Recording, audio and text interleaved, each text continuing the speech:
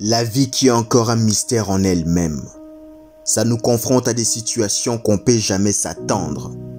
Certaines situations que la vie nous impose, ça nous désarme et nous laisse qu'un seul issue, qui est de nous changer nous-mêmes. Car, face à une situation qu'on n'a aucun pouvoir, où les sentiments de désespoir est plus fort que la force de lutter, dans ces cas, on a tendance à aller chercher ou se ressourcer dans notre héritage.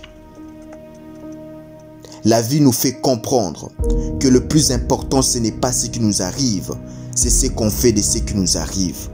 La vie nous fait comprendre qu'on vit dans un monde où il y a trop d'illusions. Mais parfois, ces illusions sont importantes pour nous maintenir en vie. On comprend tout ça le jour où les ténèbres nous inondent. Car lorsqu'il y a les ténèbres, même notre propre ombre part et nous laisse tomber.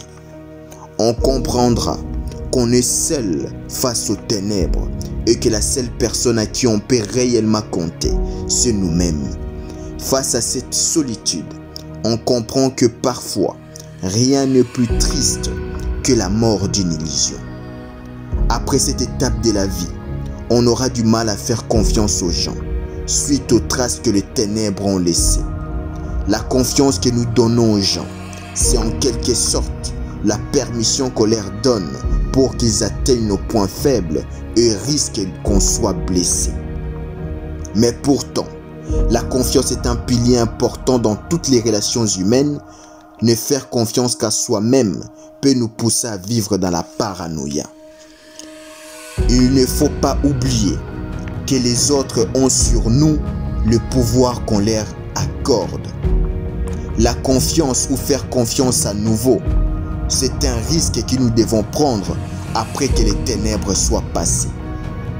Je me dis toujours, c'est bien de faire confiance en tout homme, mais ce dont il faut se méfier, c'est le diable qui se trouve à chaque homme.